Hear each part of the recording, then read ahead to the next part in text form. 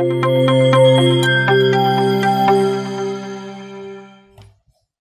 Kang Dwi.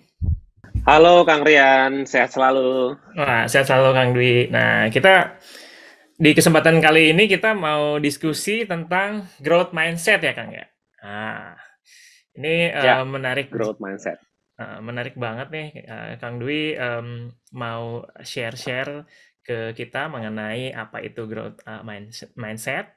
Kang Dwi ini adalah dosen dari Fakultas Teknologi Industri Pertanian. Betul ya Kang Dwi ya? Weh bener, jarang-jarang loh yang tepat biasanya tuh salah itu tuh. Oh iya Teknologi ya. industri pertanian. Wah, saya kasih buku buat Kang Rian ya. Wah, makasih. Saya udah banyak dapat buku dari Kang Dwi ini ya. Kang Dwi juga penulis yang produktif nih, penulis buku yang produktif dan saya senang banget belajar dari Kang Dwi. Oke, nah ini salah satu yang menarik saya pelajari adalah ini kita kita bisa bareng-bareng belajar ini mengenai growth mindset. Silakan Kang Dwi, apa sih Ya, growth mindset terima itu kasih dan Kang Rian. Kita apa? sambil ini ya, sambil diskusi aja lewat gambar ini nih. Oke, Kang ya. Rian, seneng banget sih ngomongin growth mindset, walaupun saya juga sambil belajar ya. Dan ini adalah konsep Mhm. yang menarik dari Dweck gitu ya, penulis psikolog terkenal. Nah, biasanya kita itu suka terjebak sama yang di permukaan nih, yang Hmm. more visible, less powerful. Jadi kayaknya di era digital ini kayak kita tuh terjebak dengan digitalisasi. Nah, terjebak di tools, proses, dan juga praktek-praktek. Tapi sebenarnya yang jauh lebih nggak kelihatan tapi powerful tuh justru ada di prinsip, di value sama di mindset. Nah, kadang-kadang kita tuh keburu-buru buat melakukan proses-proses penerapan itu langsung pada tool sama prosesnya. Jadi, hasilnya tuh kita tuh jadi capek gitu. Capek karena kita terjebak sama tool sama prakteknya tapi nggak ngerti mindset, value sama prinsipnya. Itu sebenarnya yang melatar belakangi kenapa sih kita perlu belajar tentang growth mindset ini. Oke. Jadi ini kayak, apa tadi, gunung es ya, Kang, ya, sebetulnya ya? Kayak gunung es. Dan kita Oke. terjebak di atas, di permukaan gitu. Mhm mhm Nah, mhm. kadang-kadang yang dinamakan growth mindset atau fixed mindset itu agak challenging juga nih buat dijelaskan. Tapi gambar ini bisa Mmm. menjelaskan sih menurut saya, karena yang fixed mindset itu selalu ada kata-kata nggak bisa gitu, gitu ya, Mhm mhm atau mhm. apa dan lain-lainnya. Tapi kalau growth mindset itu kayak gelas tertutup dan gelas terbuka gitu. Kita kayak Mhm. seperti ini. Tetapi kalau growth mindset itu adalah kemampuan kita untuk tetap berkembang gitu ya. Nah, saya selalu bersama Mmm. tim melakukan proses-proses, yuk kita mengeksplorasi gitu ya. Di sini ada gambar yang saya senang banget ketika ada tulisan where the magic happens sama your comfort zone gitu ya. Nah, Mmm. kita tuh biasanya terjebak sama your comfort zone karena kita ngerasa bahwa disinilah tempat kita gitu, yang Mmm. udah nyaman. Tetapi sebenarnya ketika kita pengen sebuah hal-hal yang inovatif, maju berkembang, itu biasanya tuh ada di luar, di lingkaran sana, where the magic happen gitu. Dari titik situ, lompat ke sana. Caranya gimana? Caranya tuh bereksplorasi. Nah, sekarang di Mmm. era digital ini, kalau kita nggak punya growth mindset, yang kalau dalam kontekstualisasi digital itu adalah digital mindset, nanti kita akan bahas tentang digital mindset, Mmm. adalah kemampuan kita untuk berani bereksplorasi, mencoba, gagal, coba lagi, sukses gitu kan. Dan kita kan selalu Mmm. kayak gitu sebenarnya. Nah, itu tuh diterapkan dalam diri kita gitu, agar kita tuh mau loncat ke titik where the magic happen, mencoba. Mmm. Karena kita tuh nggak bisa lagi merujuk ke masa lalu nih. Kita tuh udah beda zamannya. Yang harus kita lakukan tuh justru bereksplorasi, mencoba hal-hal baru. Ini yang ditumbuhkan dalam konsep the growth mindset. Oke. Nah, kalau, manfaatnya nih, apalagi, untuk kita sebagai, dosen tuh, kira-kira Mm-mm. apa aja nih, Kang, dengan, kita punya fixed mindset dan kita punya growth mindset ini, apa aja, Kang? Ya, sebagai dosen yang punya karakter generasi beda ya, Mhm. sama anak-anak kita tuh selalu lupa diri ya, karena kita tuh berhadapan dengan usia yang sama dari tahun ke tahun ya. Kalau kita jadi dosen Mhm. itu, kita pasti ketemu sama orang yang usianya tuh rata-rata di rentang 18-22 gitu terus. Tapi kita Mmm. nggak ngerasa bahwa kita tuh ternyata menua ya. menua. Artinya kan usia kita tuh tambah, tapi inputnya tuh tetap di usia segitu gitu loh. Jadi kita tuh ngerasa bahwa biasa-biasa aja. Oke, oke. Padahal yang kejadian sesungguhnya mereka tuh datang dengan karakter yang berubah-ubah. Yang beda banget. Kita Hmm. punya 6 karakter generasi sekarang kan yang hidup Hmm. di zona yang sama kayak baby boomer, X, Y, Hmm. Z, alpha gitu kan. Itu tuh bahaya banget kalau kita punya fixed mindset. Nah, kita tuh rasa sama kemudian kita bisa menjustifikasi bahwa wah anak-anak sekarang kok nggak sopan ya gitu kan. Atau Hmm. misalnya saya tuh punya pengalaman banyak di masa lalu sehingga ini yang paling bagus padahal eranya tuh udah beda. Maka kita tuh perlu punya growth mindset. Kalau nggak benefit mindset. Jadi kalau fixed mindset itu biasanya orang-orang yang selalu mencari perfection gitu ya Hmm. dan menghindari kesalahan. Beda banget sama konsep-konsep growth mindset atau dalam design thinking itu justru kita tuh cari kesalahan lebih cepat dan memperbaikinya. Nah, Hmm. kalau yang fixed mindset itu biasanya tuh fokus dalam memproduksi apa yang mereka tahu aja gitu. Apa yang mereka tahu aja. Tapi kalau dalam growth mindset itu cari tahu apa yang belum kita ketahui gitu, mengeksplorasi. Kemudian Hmm. juga rasa percaya diri mereka itu cenderung bahwa mereka itu benar gitu ya, sehingga Hmm. nggak mau denger yang lain. Itu tuh jadi bahaya dalam konsep sekarang. Nah, tapi ini memang menjadi penting karena kemampuan kita untuk jadi growth mindset itu perlu dilatihkan, apalagi kita harus punya ekosistem. Sehingga kalau growth Oke. mindset itu biasanya dia tuh pembelajar, dia mencari tahu, tumbuh dan berkembang. Fokusnya tuh bukan pada objek yang dia kuasai, tapi fokusnya tuh pada mengembangkan apa yang dia lakukan gitu. Dan dia tuh percaya bahwa kekuatannya itu bisa berkembang sesuai dengan fase pembelajarannya. Jadi dia punya pembelajaran yang makin meningkat, makin meningkat, makin meningkat gitu. Itu bedanya fixed mindset sama growth mindset ya. Dan yang saya senangkan sebenarnya anak-anak sekarang dengan era digital itu lebih Hmm. banyak banget yang growth mindsetnya karena dia tuh gaul bukan sama sekitarnya aja, tapi dia gaul sama dunia sosial media yang begitu banyak, kemudian dia banyak input-input masuk. Bayangkan bergaul sama dosen-dosen yang beda karakternya. Jadi hati-hati ketika kita terjebak sama fixed mindset. Begitu. Oke, sebentar nih Kang. Berarti sebetulnya em, meskipun kita sebagai dosen yang dipandang oleh mahasiswa sebagai panutan, sebetulnya kita juga apa tidak luput dari kesalahan gitu ya. Berarti kita juga justru perlu mendapatkan input ya dari apa yang kira-kiranya kita sudah kerjakan. Ya, Terus apa sih salahnya? Jadi kita sebetulnya belajar dari kesalahannya itu ya Kang ya? banget. Justru Hmm. karena sekarang itu eranya eksperimentasi, Hmm. justru pasti kita akan banyak menemukan kesalahan justru. Kalau dulu tuh menghindari kesalahan, karena era Hmm. industri itu sangat sistematik. Tapi kalau era revolusi industri, itu tuh nggak bisa merujuk pada best practice, karena kita harus melakukan hal-hal yang baru, yang belum pernah ada rujukannya, sehingga banyak kesalahan. Nah, ini adalah salah Hmm. satu praktek anak-anak Unpad nih, nulisin wall of fails. Kita punya wall of fails gitu, Hmm. tuliskan kesalahan kamu hari ini apa gitu, ditulis itu namanya wall of fails. Kita tuh belajar dari kesalahan.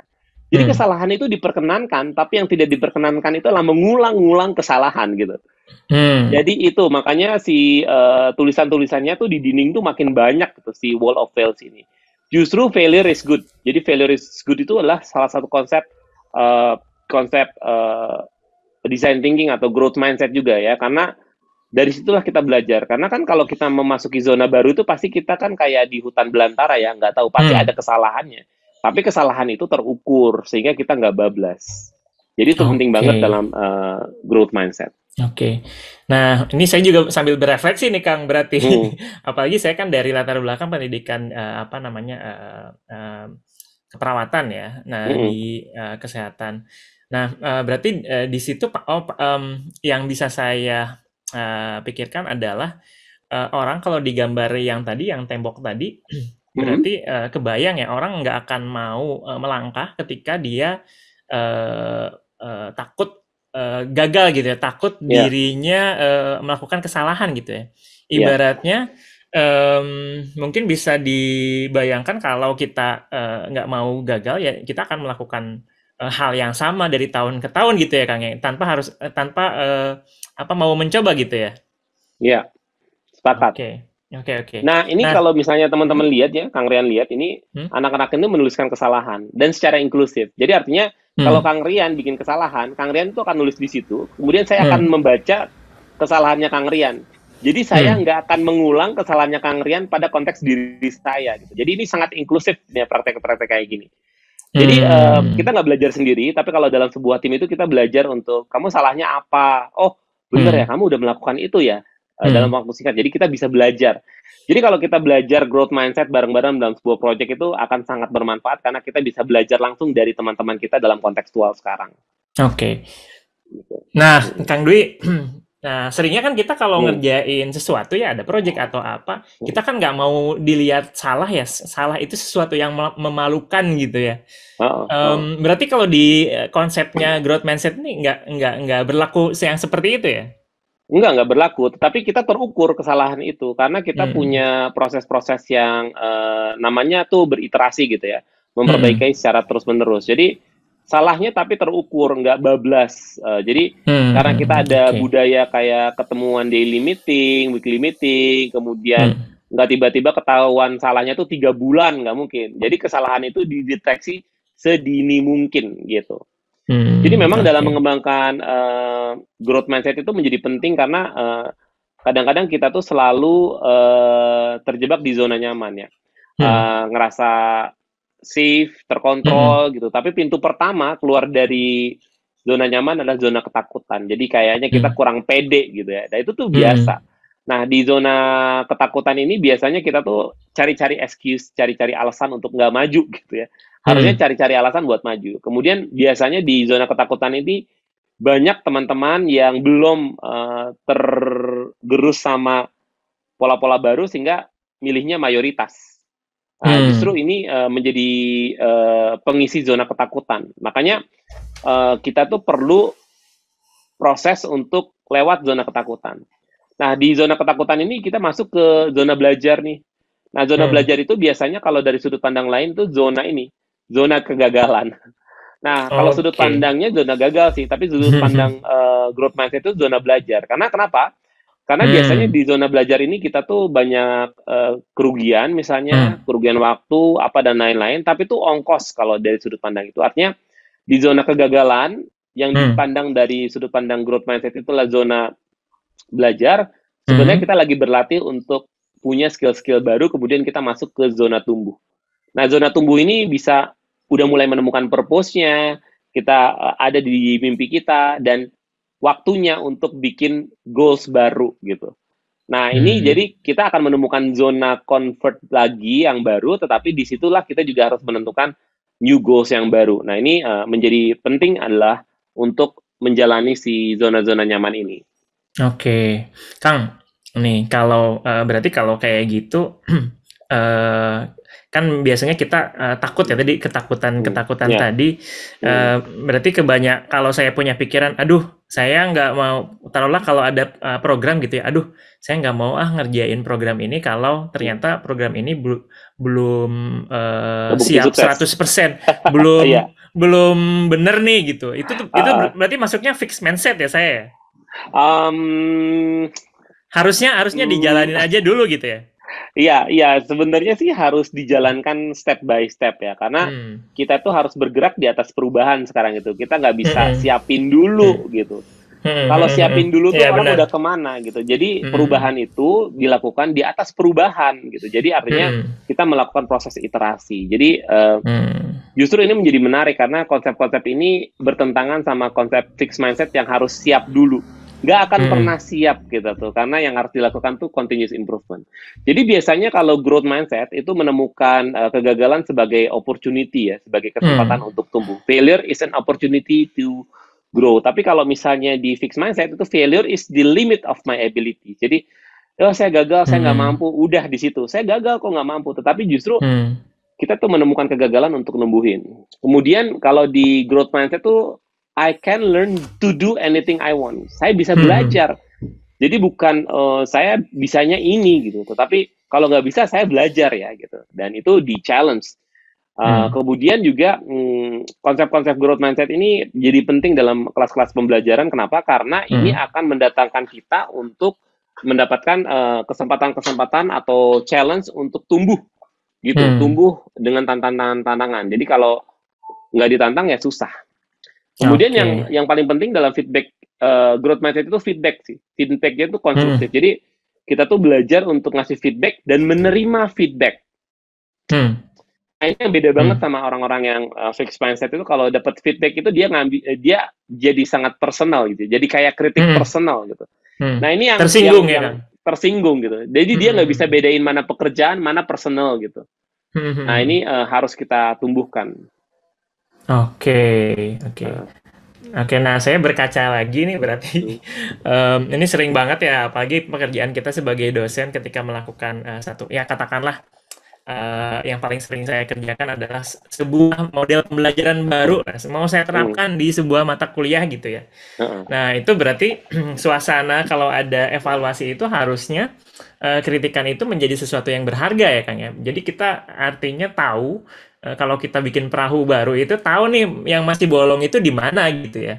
Selama kesalahan itu tidak fatal dan tadi kata Kang Dwi terukur gitu ya, itu berarti masih dikatakan aman untuk kita bisa melakukan inovasi mungkin ya Kang. Karena kan setahu saya inovasi ya salah satu konsekuensinya ya tadi mau mengambil resiko gitu kan. Sepakat, benar. Mengambil resiko dan resikonya terukur ya. Nah, yang menyenangkan tuh sebenarnya adalah ketika kita mau berkomunikasi atau melakukan sesuatu itu ada istilahnya namanya radical candor. Radical candor itu challenge directly, tapi dia care secara personal. Jadi kadang-kadang tuh kita tuh nggak radikal candor karena karena aduh saya nggak bisa nih karena nggak enak sama Kang Rian gitu. Apalagi sama senior, aduh punten saya nggak bisa gitu. Nah ini tuh harus kita bisa jadi radical candor, menurut saya itu penting ya. Kenapa? Karena kita tuh bisa berterus terang dan kita tuh meresponnya sebagai keterus terangan orang lain itu sebagai feedback membangun untuk kita. Makanya untuk membangun growth mindset itu menjadi penting karena kita tuh akan jadi orang-orang yang bisa menantang ya tantangan-tantangan baru secara langsung, tapi sebenarnya itu ditujukan untuk saya tuh peduli sama kamu gitu misalnya. Nah itu makanya saya menantang. Oleh karena itu jangan sampai kita tuh jatuh ke namanya obnoxious aggression gitu ya. Kemudian kita berkata kasar misalnya, atau misalnya kita tuh diemin aja gitu ya. Diemin aja lah, dia juga pasti tahu. Itu tuh banyak banget. Dan itu tuh harus segera dirubah karena kita tuh udah bahaya kalau kita budayanya jadi nggak berterus terang gitu ya. Sehingga kita jadi nggak jalan kemana-mana gitu. Nah, si growth mindset ini hubungannya ada nih sama digital mindset. Bedanya apa nih ya? Sebagai Kang Rian nih sebagai gegedug live ya, gegedug LMS-nya Unpad. Ini menarik nih ngomongin si digital mindset. Jadi kalau mengacu pada dua jenis mindset psikologi kognitif, Dweck di tahun 2007 dan juga Benke di tahun 2013, ini tuh menyesuaikannya. Dengan digitalisasi, growth mindset itu jadi digital mindset, fixed mindset itu jadi non-digital mindset. Jadi digital mindset itu adalah kombinasi pengetahuan dan pengalaman yang terbentuk karena hidup dalam lingkungan digital gitu. Digunakan di individunya untuk terus berkembang sehingga dia sukses di lingkungan digital.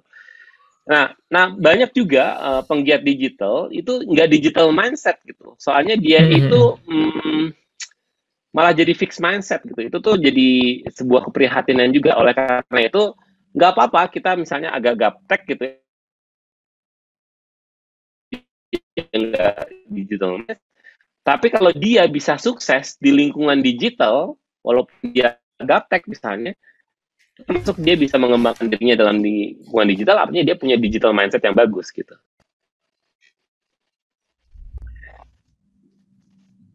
Ya, walaupun kita gaptek misalnya ya, nggak menguasai programming apa dan lain-lain, itu bukan berarti kita nggak digital mindset.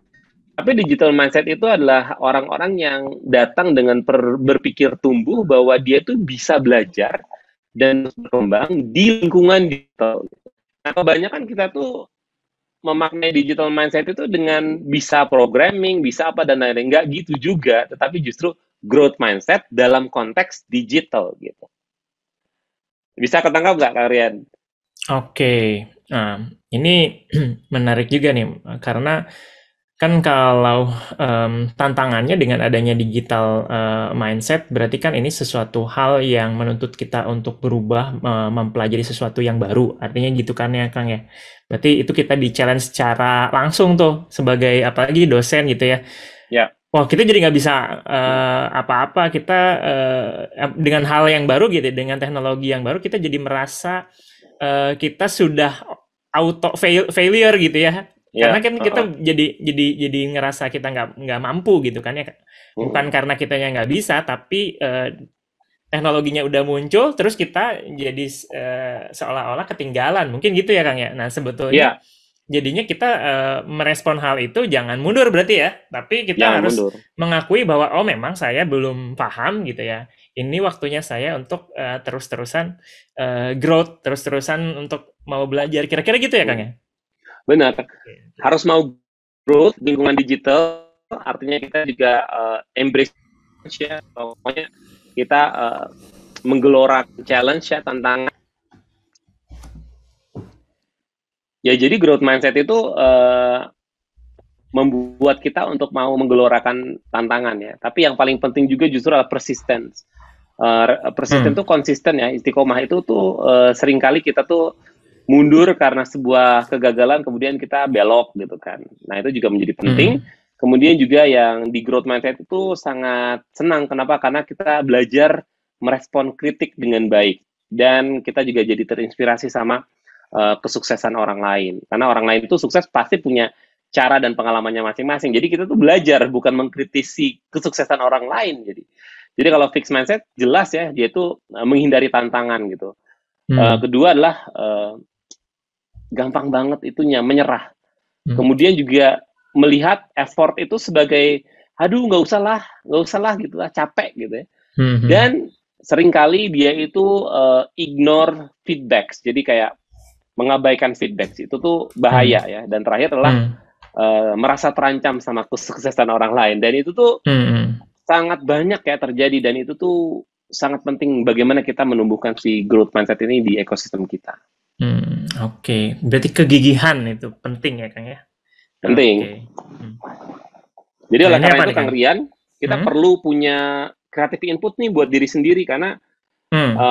kita tuh perlu punya titik di mana sekarang tuh kita punya kelakuan kayak apa sih, attitude, behavior, action ya, cara berpikir kita, afeksi kita, kemudian juga hidden pattern kita tuh sampai saat ini tuh seperti apa sebenarnya.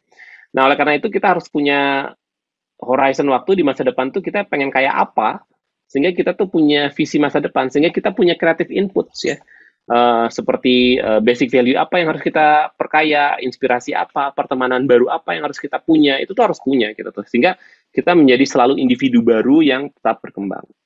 Nah, kadang-kadang kita lupa bahwa kita tuh seringkali nggak menggambarkan visi di masa depan dan membuat kurikulum untuk diri kita sendiri untuk menjadi lebih baik karena ya udah gue mah gini aja gitu. Nah, itu namanya fixed mindset. Artinya sayang sekali kalau kita tuh membatasi diri untuk tetap belajar dan kemudian mengembangkan banyak keterampilan sehingga kita punya masa depan yang lebih cerah lagi gitu. Nah, ini salah satu gambaran Kang Rian. Ini adalah sebuah proses kreatif ya. Kalau tadi gambarannya tuh zona nyaman, keluar ke zona takut itu zona belajar atau zona gagal, kemudian habis zona gagal kita akan muncul ke zona tubuh. Mirip gambarnya. Jadi kalau proses kreatif itu kayak gini, memang pasti ada posisi di mana ini namanya the valley of death ya, zona kematian ya, lembah kematian, di mana awalnya kita punya gagasan nih, wah ini bakal keren nih, this is going to be awesome. Yang keduanya ternyata this is hard, aduh susah banget gitu. Ternyata ketiganya this is terrible gitu ya. Nah itu tuh nanti di tengah-tengah tuh pasti I am terrible, waduh ini mampus nih kayaknya gitu kan. I am terrible. Nah tetapi sebenarnya di fase ini kita dapat insight banyak kalau kita mau dapetin insight tuh dibuka aja, acceptance ya, kemudian kita dapat insight, baru kita tuh naik lagi, hey that was not bad, dan akhirnya hey that was awesome. Seperti kita merencanakan TPB kan, this is going to be awesome ya. Di tengah-tengah Iya, itu ternyata waduh susah juga nih gitu, tapi ternyata kita bisa melalui gitu. Nah ini proses benar-benar. kreatifnya Kang Rian. Jadi santai aja karena prosesnya itu bakal kayak gini, challenging. Oke, oke. Wah, ini persis nih yang saya alami juga nih ketika di tahun 2017 ya Kang ya, kalau Mm-mm. nggak salah kita berkolaborasi untuk memanfaatkan pertama kali LMS Live itu apa diintegrasikan di dalam TPB kan. Saya pikir, oh ini akan keren banget nih, tapi ternyata banyak sekali apa lobang-lobang yang pada akhirnya saya ngerasa juga wah ini berat banget. Tapi Mm-mm. dari banyaknya feedback dari tahun ke tahun, alhamdulillah apa namanya perbaikan itu ya bisa dilihat gitu ya dari tahun ke tahunnya. Oke, ini benar-benar ngegambarin apa kerasa juga buat saya berarti betul-betul apa nih cocok nih gambaran seperti ini. Ya, jadi Kang Rian, memang proses kreatif itu perlu dilakukan. Ini akan membantu proses pengembangan diri dan juga growth mindset kita ya. Jadi memang perjalanan Hmm. itu I am terrible tuh pasti dapat. Tapi sebenarnya itu ongkos belajar sih. Tapi sebenarnya kita bisa juga punya ekosistem nih. Jadi Unpad itu pengen punya ekosistem biar the value of that-nya itu nggak terlalu dalam gitu. Justru Oke. Justru ini tuh kita punya jembatannya, namanya ekosistem inovatif. Jadi kalau kamu atau Hmm. kita mau belajar, itu tuh nggak terlalu, the value of that-nya tuh nggak terlalu dalam gitu, tapi kita tuh ada jaring pengamannya, sehingga kita bisa lebih cepat untuk sampai tujuan. Nah inilah yang sebenarnya diciptakan dalam ekosistem Hmm. inovatif, sehingga kita tuh, I am terrible, iya I am terrible, tapi punya jawabannya, punya kawan-kawannya. Jadi harapannya kalau kita punya ekosistem yang growth mindset-nya bagus, kita itu akan sangat menarik gitu prosesnya, sehingga kita itu akan berjalan kayak gini. Ini salah satu menarik ya, karena Wow. performance hubungannya sama waktu ya. Hmm. Yang warna merah itu adalah perasaan negatif gitu. Dalam Hmm. menjalankan sebuah perubahan itu pasti ada rasa shock gitu, denial itu pasti ada. Kemudian kita nyalahin orang lain, itu bisa juga Hmm. terjadi. Kemudian nyalahin orang lain, nyalahin diri sendiri, kemudian bingung, kemudian resistance. Itu tuh pasti dalam proses-proses perubahan. Tapi ada satu hal yang memang harus kita lakukan, itu acceptance, Hmm. menerima. Kemudian melakukan proses eksplorasi, ngelakuin proses pencarian dan testing, proses engagement sama integrasi. Nah, ini menjadi penting sekali, proses-proses ini pasti dilakukan. Nah, jangan sampai kita tuh terputus sampai ke resistance. Padahal setelah Hmm. resistance itu tinggal acceptance aja gitu. Dan Hmm. kita akan move on. Dan itu tuh adalah hal yang manusiawi. Dan justru yang berwarna merah ini adalah proses pembelajaran kita. Jangan dihindari. Jadi kita tuh justru akan belajar banyak. Nah, ketika kita melakukan yang berwarna merah kemudian terhenti, ya udah berhenti di situ aja, nggak jadi integrasi, jadi sebuah proses ngebangun diri jadi lebih matang gitu. Jadi ini proses-proses yang memang harus disadari, memang sangat manusiawi. Begitu Kang Rian. Nah Oke. terakhir, Hmm. jangan lupa bahwa kita itu perlu untuk membangun tim yang U-shape ya. U-shape itu kayak Hmm. gini. U-shape itu kalau belajar naik, dia nggak akan jatuh, tapi kita tolongin lagi gitu. Jangan sampai kita belajar kayak non U-shape gitu. Kamu belajar Hmm. aja dulu terus dia jatuh, terus gak ditolongin lagi, biarin aja gitu. Kita tuh harus belajar jadi kayak mangkuk belajar. Hmm. Hmm. Berani, fokus, komitmen, saling menghargai, keterbukaan ini harus dibangun sama kita sehingga kita bisa jadi satu ekosistem yang U-shape team, sehingga kita bisa punya ekosistem yang jadi tempat yang bagus buat bekerja, otonomi, punya suara, punya engage, kemudian juga kita punya jalan yang jelas untuk sukses, agar kita bisa jelas, transparansi, fokus, kemudian yang terakhir adalah kita tuh bisa mencapai tujuan secara konsisten, bisa meluruskan, terstruktur, dan juga data informasinya juga kuat. Nah ini jangan lupa bahwa membangun tim itu ada kacau-kacaunya juga, forming, storming, norming, performing, journey. Jadi kalau dalam growth mindset itu justru perlu Hmm. keadaan-keadaan kayak gini, karena ini adalah fase belajar kita untuk saling mengerti, sehingga kita bisa jadi tim yang kuat, tumbuh dari ekosistem yang inovatif. Itu aja mungkin Kang Rian, gimana caranya kita mengenalkan growth mindset dalam kehidupan kita, dan ini ada pendekatan-pendekatannya dalam design thinking yang udah kita Hmm. bahas dalam sesi podcast kemarin ya, sehingga kita Oke. bisa bisa benar-benar menggapai proses yang growth mindset-nya itu tinggi gitu ya. Yuk kita Hmm. belajar bareng-bareng untuk mencapai growth mindset yang bagus dengan menerima tantangan, persistence, kemudian juga bisa belajar dari hal-hal yang kesalahan, kritik, serta kita bisa dapetin inspirasi dari kesuksesan orang banyak. Itu saja mungkin Oke. sesi growth mindset. Kita akan berlatih banyak di forum-forum TPB dengan project-projectnya yang kaya. Iya, makasih banyak Kang Dwi. Wah, jadi banyak sekali hal-hal yang terbuka setelah menyimak atau kita berdiskusi bareng-bareng tadi dengan Kang Dwi mengenai growth mindset. Jadi makanya ini disebutnya bukan teknik ya Kang ya, tapi mindset karena Ya, ini perlu ditanam di kepala kita gitu ya. Dan ya. bagaimana cara kita bersikap tadi ya sebetulnya. Gimana kalau Ah, kita dapat kritikan itu bukan sebagai hal yang membuat kita malu gitu ya, tetapi itu mm-mm. adalah sebagai feedback yang berharga buat kita gitu ya. Sepakat. Oke, oke. Mm-mm. Terima kasih Kang Dwi atas bincang-bincangnya pada pertemuan kita kali ini. Ketemu lagi ya Kang Dwi ya nanti di sesi-sesi berikutnya. Oke. Ya, sampai ketemu.